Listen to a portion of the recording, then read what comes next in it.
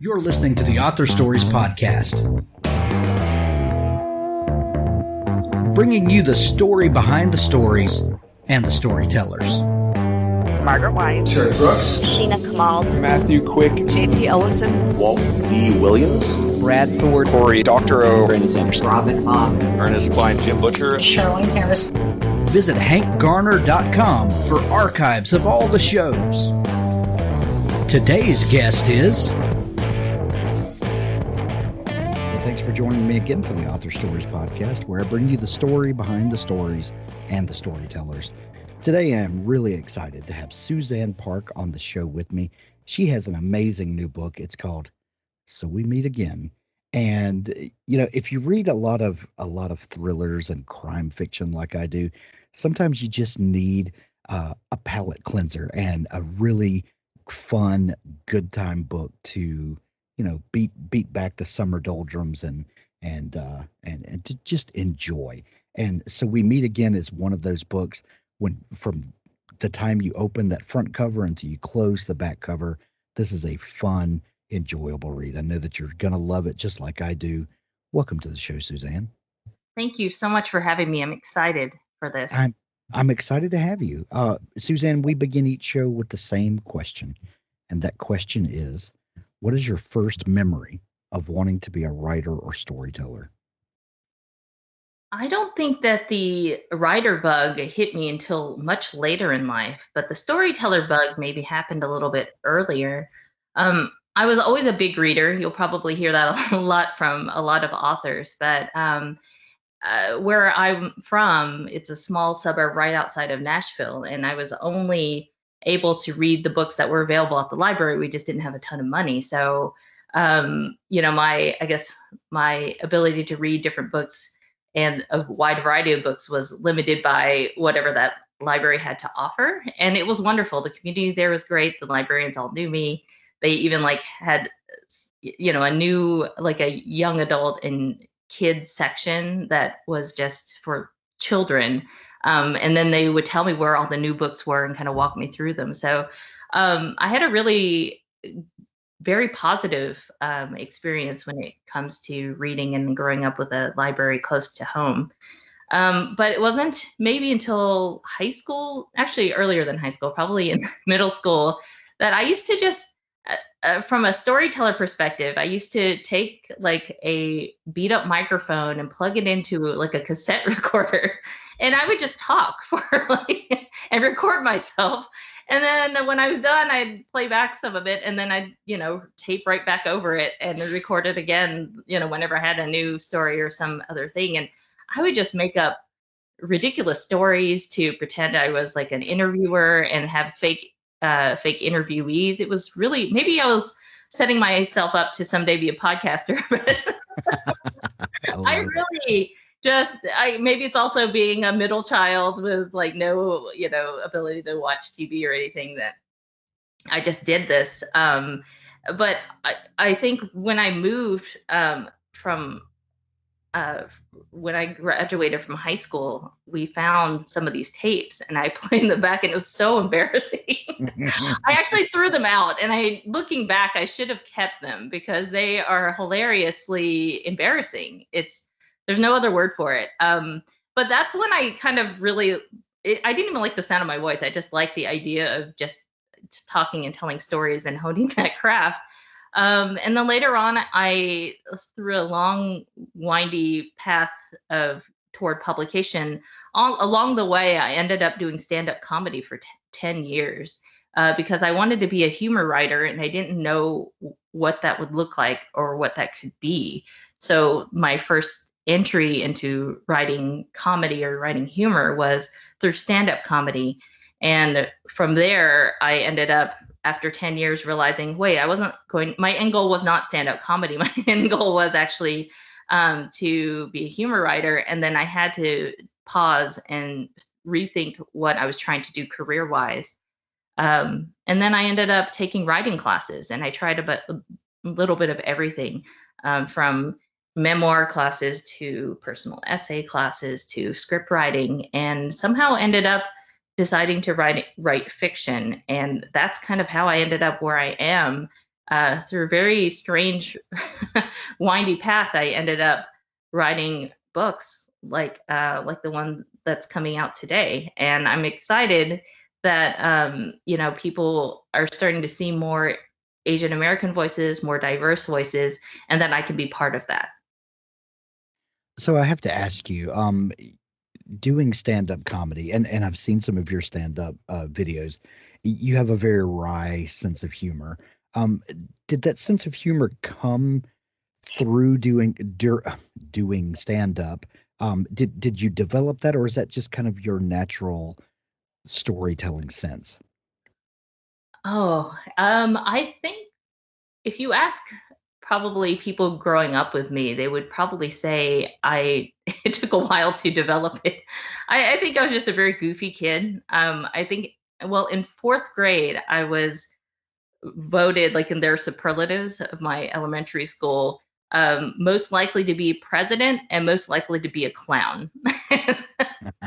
And I was like, maybe you can be both. I don't know. But I remember even then just kind of cutting up and joking around and probably getting into more trouble than I needed to be in fourth grade. But um, I I think over the years, my joke writing became something that was a developed craft when I was doing stand-up comedy. But I think the humor and the observational humor that you will see in my book, and kind of the way to bring in relatable situations and make them funny, I believe that is something that I've always pointed out or had, just it's a natural thing for me. Um, but both have become in handy when it comes to fiction writing and novel writing, because I find that when I do have something that is similar to a stand-up joke, where you have a setup and a delivery of some sort of like punchline, it's a lot of readers seem to appreciate that little nod to my past stand-up life. I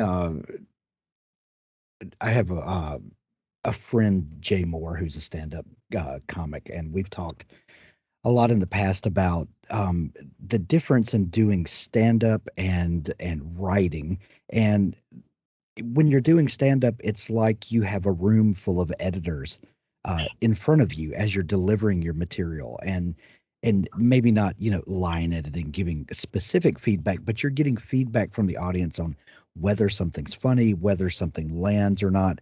And then make notes of that and start, the editing process, as opposed to being a writer where you spend, the majority of a year, locked in a room by yourself. You come up with this thing, and then, someone comes into an editing role, and then you start, the that process, way down the line of the creative process. Have you ever thought about the difference in those two, or the difference in dynamic of delivering something in person via stand up as opposed to being a writer? I I have actually. I've done a lot of thinking about it during the pandemic, because I haven't written. I used to have a joke book that I just had a little notebook that I keep in my purse, and I finally just took that out of my purse at the beginning of the pandemic. It also ended up being like story ideas or premises that I thought were kind of funny for either openings of scenes or maybe just the idea for ideas for books.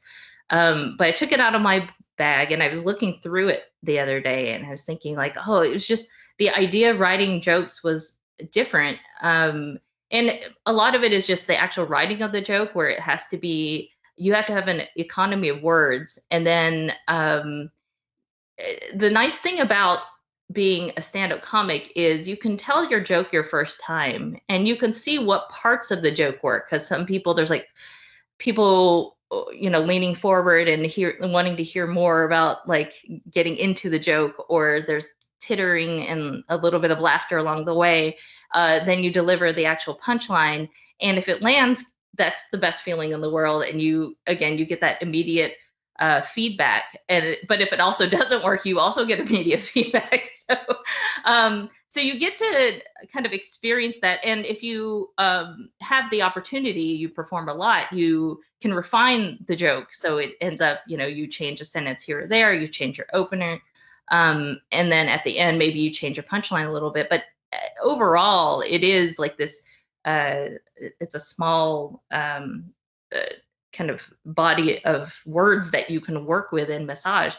But when you deliver a book, you're delivering to one person and maybe an editorial assistant, your editor, editorial assistant, and it's only you guys working in a little bubble. So then when it goes out into the world, and your agent as well may read it, but when it goes out into the world, it's really only had like 4 audience members. Maybe more, but not as, and then it just goes straight to readers. And that's like, that is a little terrifying, to be honest, because I've just done this other process for 10 years where I know even if a joke bombs, I can just fix it and, or just trash it, right? If it's just not working within what I'm trying to do for the entire set. So, I feel the pain of kind of transitioning from one way of getting feedback to this other way of getting feedback.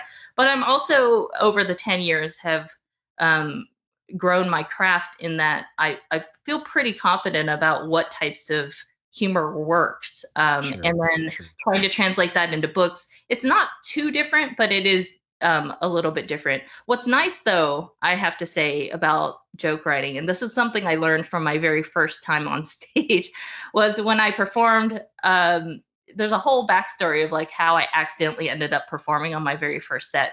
I didn't know I was supposed to perform until 24 hours prior to the show. So I performed my That's 5 minutes. Oh, what's that? I said, that's a bonus. Right. So it's like 5 minutes of material that I had to whip together in 24 hours. I performed it, and there was and it went reasonably well because I invited like 1 million people that I knew from work and just friends from that I knew in the area. And when I was like, I'm done, I'm not doing comedy anymore. That was so scary. Walk off the stage. And then one comedian who was a regular there said, you have some really great stage presence and really great ideas. You just don't have actual jokes. So I think back then I was, crafting stories, but not necessarily jokes. And then finally figured out how to do the joke writing part. And now I'm back to writing stories again. Love it. Authors, I have a fantastic new service to tell you about. It's called PubSite.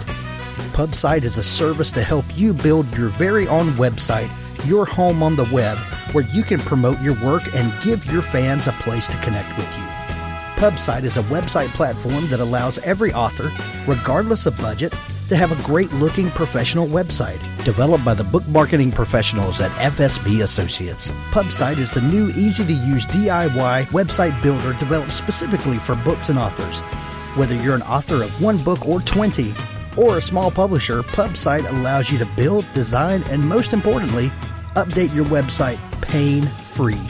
No need to be dependent on a designer or webmaster to make a small but costly change to your website. Save the money and do it yourself. PubSite is the best platform for authors because it's a book-centric platform. PubSite was built just for authors and small publishers. Every design, feature, and layout is book-centric. They have customized designs for you to use. It's easy to build. No coding or HTML is necessary to create a stunning, professional-looking website with all the features you want. Get a custom domain name, yourname.com. It's simple to update. You can add all of your books, add a blog and a book tour, sell from any retailer, manage your email list and social media, and even do e-commerce. Build your website with a 14-day free trial, then pay just $19.99 per month, which includes hosting. And we offer packages starting at $499 to set up the website for you. Pub-site.com, the place to help authors find their home on the web.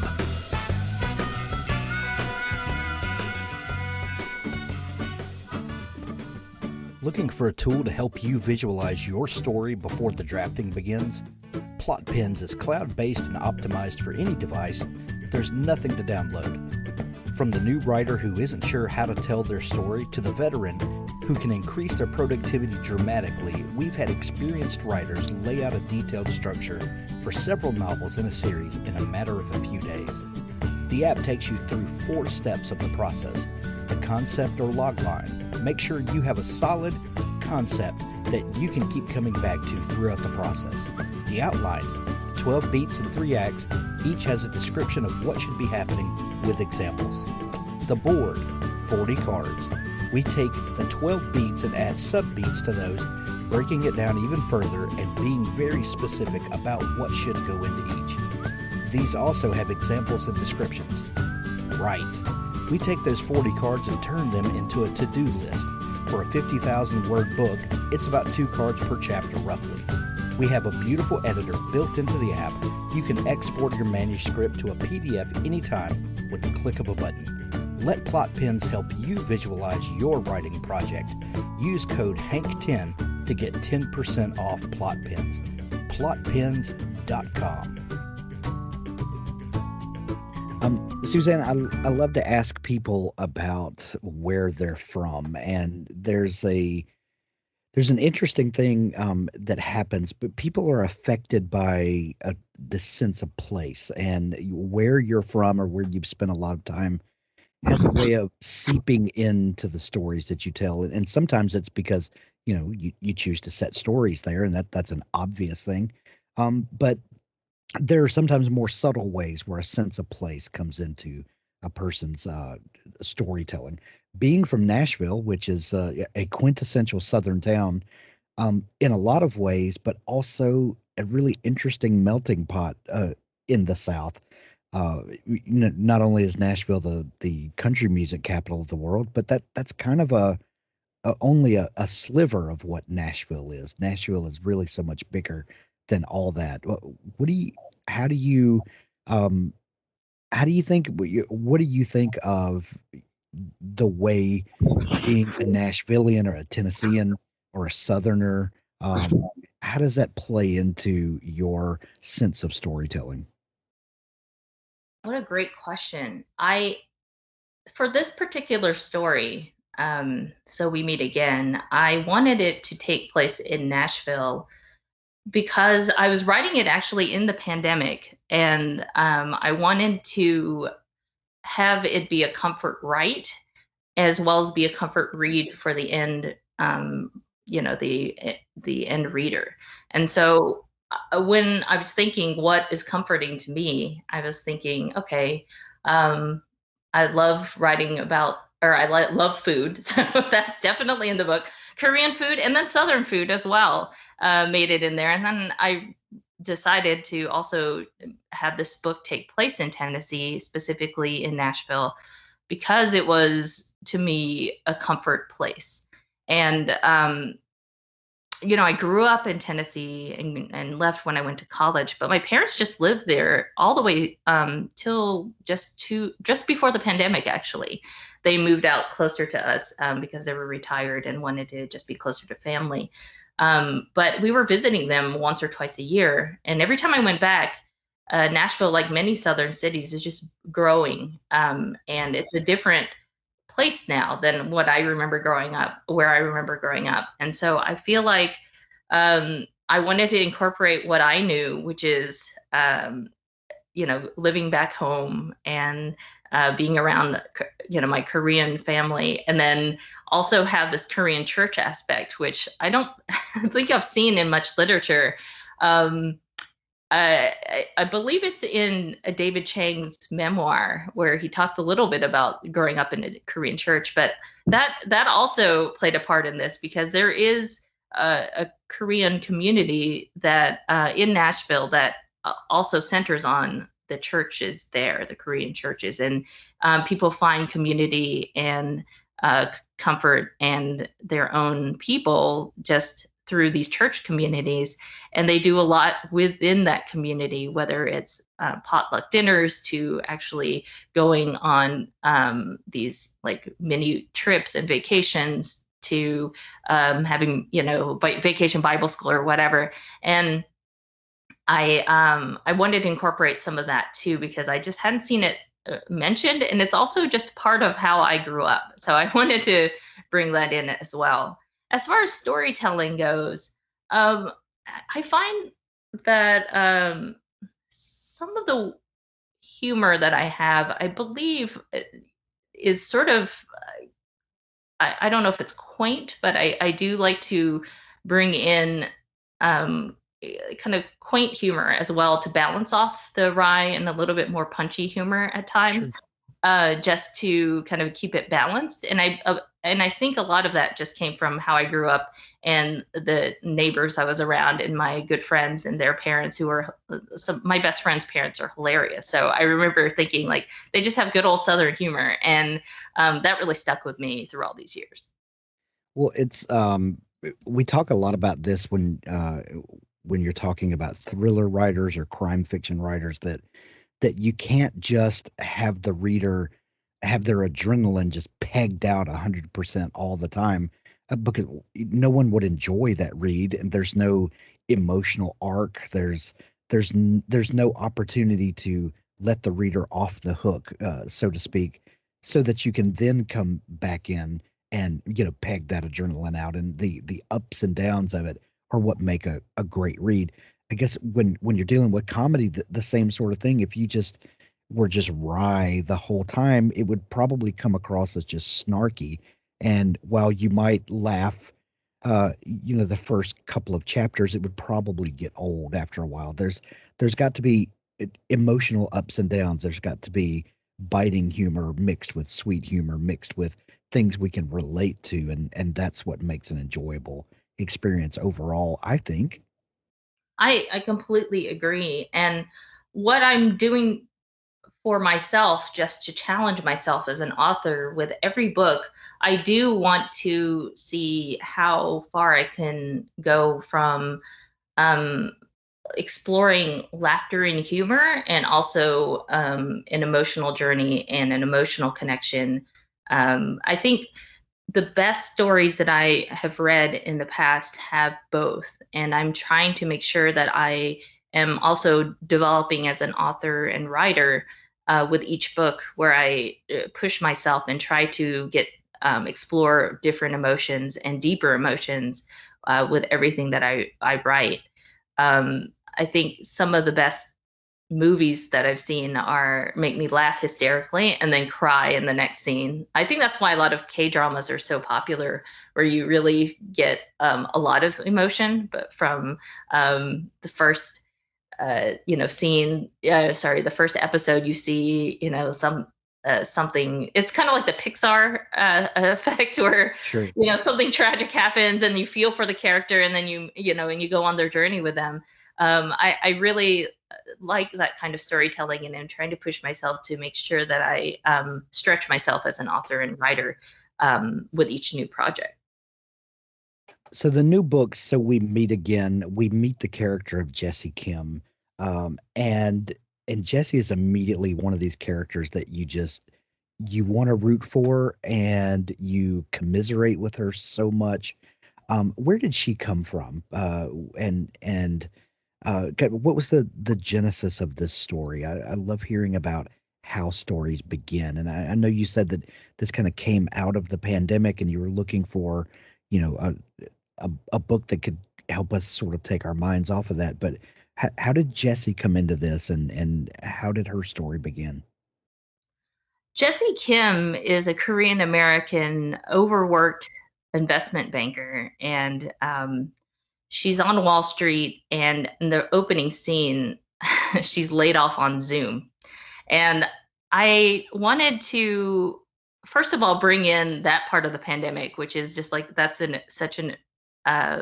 it seems to be a more common way of getting laid off these days. But I really, I really wanted to. By the way. What's that? Which is a travesty, by the way. It is. And just, I had friends that happened to, and I knew when I heard about this happening to them, I knew I had to somehow incorporate that in the book, because I don't think people realize what, maybe on the HR side, what that feels like. And I wanted to put that into the book, because it's just, as you said, a travesty. And I have several female friends who work in finance. They work on Wall Street, and over drinks one night, they told me about some of the macroaggressions and microaggressions that they faced in their jobs on a daily basis. And when I left the restaurant that night, I just knew I had to write about this. When I first pitched the book to my editor, I had intended this to be a workplace comedy where it would take place in Wall Street, in the job. So you would see the day-to-day, this sort of what a female investment banker's day-to-day is like. But then when the pandemic hit, I knew there was no office, the workplace was no longer, and I had to rethink the book and how I wanted to still convey this message that there is still rampant sexism and racism happening on Wall Street, but how can I do that in a way where people would understand that, but also like it could still be relatable as a story, because I didn't want it to take place fully in an office anymore. And I had to think, how could I do that? So the story starts in a different place, and her experiences, you see that through new things that happened to her and her thinking back to her old life. And I feel like that worked for this book, given the current situation of 2021 pandemic. So after this happens to Jessie, she delivers an epic FU speech to the office and storms out. And I was getting very Jerry Maguire vibes, from this. And if you've ever seen Jerry Maguire, then you know that after this epic pronouncement that he makes, then he has to live with the gauntlet that he's thrown down, and the same thing happens with Jessie, and like, okay, now what? How did you when you knew that this was going to come to this sort of head, then where do you take the character from there? After that moment, I knew I've had moments like this at work, maybe not as extreme as Jessie, but you definitely make some, convey your thoughts very clearly in a public setting, and then think afterwards, oh no, I did the right thing, but what does that mean for me now? And I think when she starts going down the elevator and realizing she's walking out of the building, she just has this oh no moment where she has to think, what am I going to do now? And what do I do? And I feel like that type of feeling is very relatable for pretty much anybody that has had to switch jobs, or just in their 20s or upper 20s, just the idea that you're on the cusp of turning 30 and you see people around you doing different things, and you feel like maybe you were supposed to do that, or, oh, that person has done the same thing and has, traveled far up the totem, the ladder of corporate America. And I am sitting here, just spinning wheels and not really doing anything. And so she goes home because she wants to save money, and moves back in her childhood bedroom and with her mom and dad. And it's like she just got thrown back 15 years and feels like she's back in high school again, in terms of just, oh my gosh, like I'm literally in my childhood bedroom and I don't know what I want to do. And so she has to start thinking, what does she want to do in life? And what does she want to actually want to do versus feel like she has to do? And with her parents kind of breathing down her neck, and then she runs into her childhood nemesis at the Asian grocery store. She thinks he's got it all figured out, and look at me, I'm a big loser, and has to think, like, what can I do with the skill set that I have? And she figures things out by trial and error, by just listening to some of his advice, but also just rekindling some of her old passions and forming a YouTube channel that focuses on Korean fusion cooking, and goes from there. And I think when I developed that concept, of course, this is where the humor part comes in. I was like, how can we make this very so extreme that it's makes it so much worse for the main character? And I thought, what can I do except have her mom do a cameo and walk on the set and steal the show? and And when I wrote it, I was like, okay, I think I have literally pushed this character to her fullest, the extreme limit. I apologize, but let's see what happens. And it was so much fun to write, but also just, I was like cringing as I wrote it. Well, the childhood nemesis is such a great storyline in the book because we all have these ideas and these memories of what childhood was like, and sometimes they may not be exactly true to life, but they're indelible in what makes us who we are. And one thing that I love about that storyline, when she's getting to know Daniel again, and then Daniel helping her with her YouTube channel, is that um we all have a story to tell, and it's all not the way that others perceive us is not necessarily who we are. And that was a great part of the story that I really loved, is that people are more than what we expect of them sometimes. Thank you. When I wrote Daniel as a middle school nemesis, so it's even like The not even worst like, time of childhood. right, the worst time. So her memory of him is just so limiting because she just only knows her life experiences at that time, and he was the worst person she could think of. And then to bring him back so many years later and have him have all these accomplishments. She also has heard all these things filtered through other people. And so it's not really until she gets to know him on a one-to-one basis, and actually deals with him and talks to him and gets to know him and develop a relationship with him. It's not until that she starts to realize, like, oh, he's not as horrible as I thought he was. He's not as perfect as I thought he was. And I wanted to make sure that was something that I conveyed, because I think a lot of people, as you said, have dealt with this. And whether it's a middle school nemesis or a high school person, or someone after college, you deal with these people that you think are have a certain perfect life. Maybe it's because that's the way they portray themselves on social media, or you hear say that so and so bought like this new car or a new house. I really felt like that is a theme that I enjoyed writing about, but I also felt was relatable to most readers. And anybody could say, like, I know Daniel Kim. I know Daniel Choi. He's the guy that I had, I was a nemesis with a long time ago. So, Suzanne, the obvious question is, when are you starting up your YouTube channel?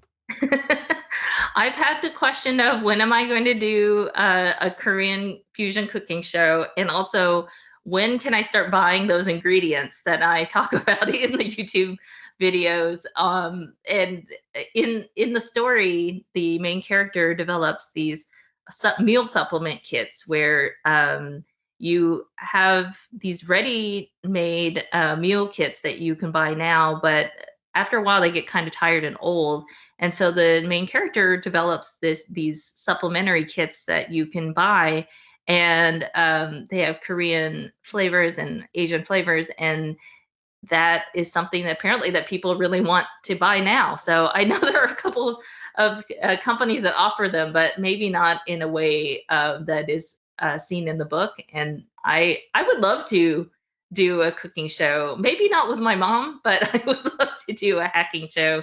I do cook with my mother, though. I just cooked with her this weekend, but I don't know if she would appreciate what goes into a YouTube recording.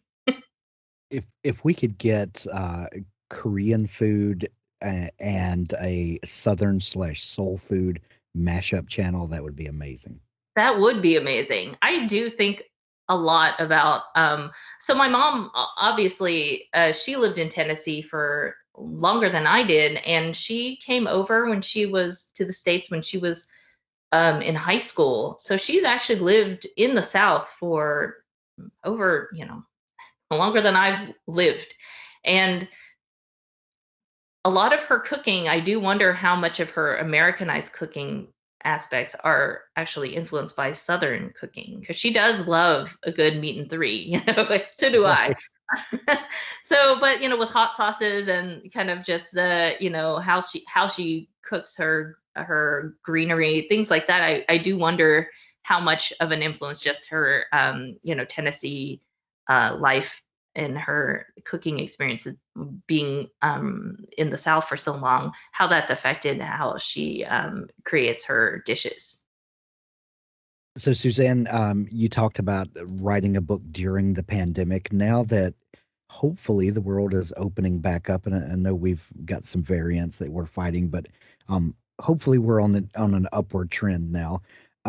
As the world is slowly coming back to normal and lives are returning, how are you approaching writing now that we're not locked down?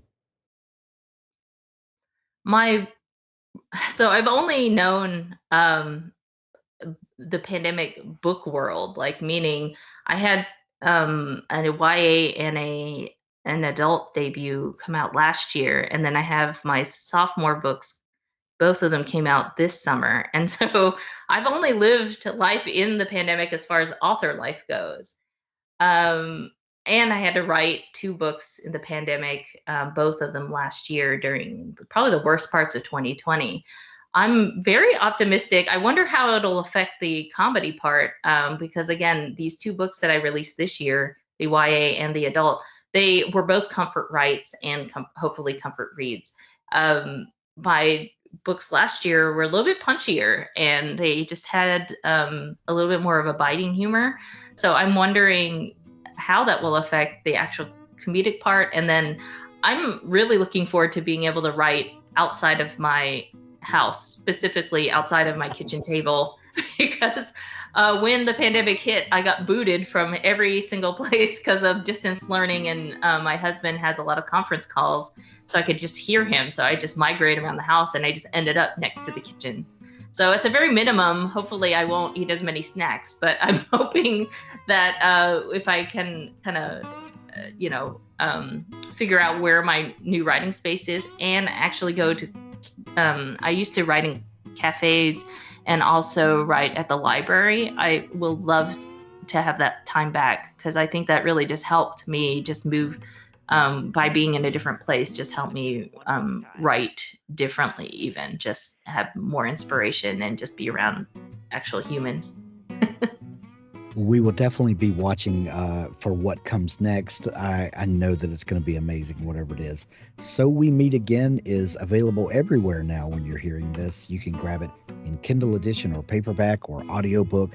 However you like to consume books, you can get it in the format that you love. There's going to be links to it in the show notes of this episode, or run out and support your local bookstore, and let's help bookstores stay viable in these uncertain times, for sure. Suzanne, if people are just discovering you and want to dig into all the great stuff that you do, where can they find you online?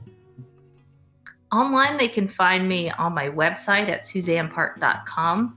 I'm more active on Instagram these days, so that's at Suzanne Park, and Twitter I have the same ID, so it's Suzanne Park as well. And then I'm also on Facebook as Suzanne Park Comedy. I didn't want to give up my comedian webpage, so I just transformed it into a comedian/author page. So that's where they can find me there. Love it. We'll put links to those places in the show notes as well. Suzanne, we're going to send everyone to pick up their copy of So We Meet Again. Thank you so much for taking time to come on the show. Oh my goodness. Thank you so much for having me. This was such a pleasure.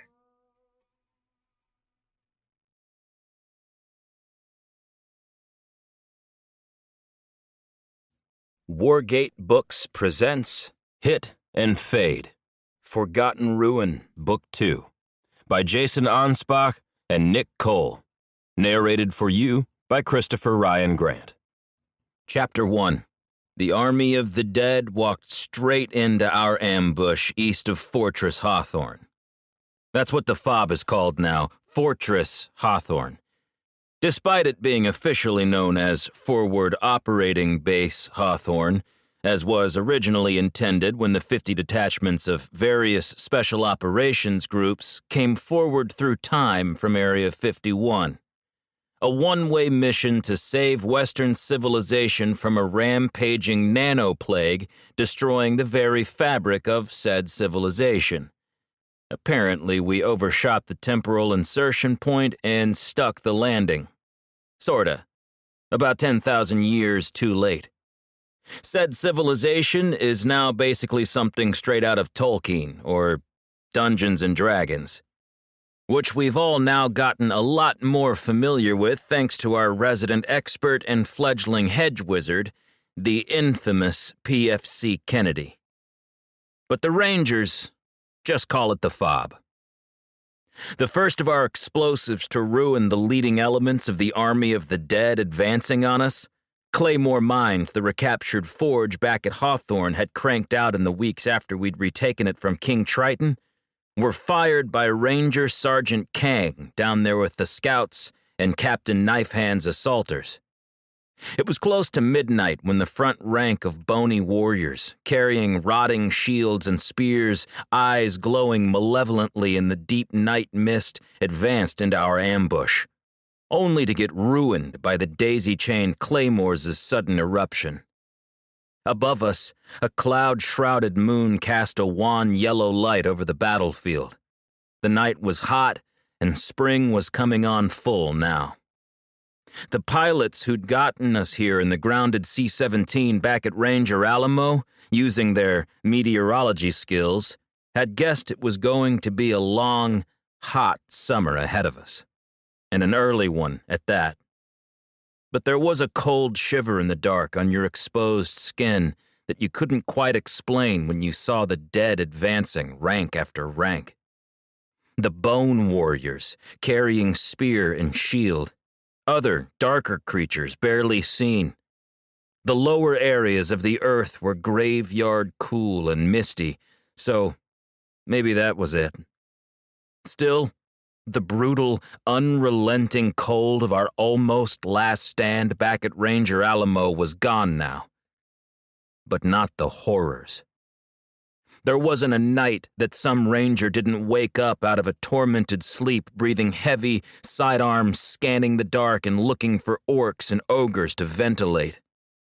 I was sweating in the hour leading up to the attack, despite the night and the mist. Kurtz had us humping hard to get the 240 and all its ammo up to the top of a small hill that overlooked the area where we'd channel the advancing echelons of the Army of the Dead into further fun and games the Rangers had planned at a bend in a riverbed. If the approaching Army of the Dead continued on their current course track, they'd enter it for a brief period. It was decided by the captain we'd kill them there. And I was sweating. Not because of fear. No, not at all. "Firing," whispered Sergeant Kang over the comm as he detonated the mines. And 8 daisy-chained claymores spat thousands of steel balls all across the front line of what even I was still finding it hard to believe I was seeing through my night vision device. Skeletons. Warrior skeletons. Ancient warriors like something out of the Bronze or Iron Ages. Worked breastplates of molded plate or rotting scales. Green and tarnished, stamped with the markings of fabled armies fallen in battles long, long ago. Leather cuirasses on some, rotting boots, helms with broken horns, missing teeth, tattered leather kilts, beads and charms dangling from bone wrists, enigmatic holy signs and primal torques black with grave dirt, or from a funeral pyre long ago on some forgotten battlefield far from here, draped about the spine where the throat should be, where it rises to connect to a bone-white skull that seems filled with malevolent purpose and diabolical intelligence, malignantly so. Walking skeletons like something out of a Ray Harryhausen clay model Sinbad epic from the 1960s. Above, The sliver of moon gave enough light to strengthen our NVGs, making the night vision devices perform exceptionally well as we sprang our trap and watched the advancing elements get rocked by our initial high-explosive opening bid in the game we were about to play. The air was still and hot in the moments before the fight began as we lay there in the tall, sharp grass, waiting for it all to go down. I was thinking a hot cup of coffee would be nice about now, except my canteen only had cold coffee I'd brewed during the long, silent, and windy afternoon of preparation. Still, I was happy knowing I had some, rather than none. Authors, if you're looking for a partner to help ensure that your book is the best it can possibly be, look no further than Pico's House. Crystal and her staff make a conscious effort to be critical yet courteous. They also strive to make the business side of things run smoothly so that you can rest easy knowing that your manuscript is in capable hands. Whether you need beta reading, developmental editing, a manuscript critique, line editing, copy editing, or proofreading, Pico's House is the one-stop shop for you. Check them out today at picoshouse.com to get started.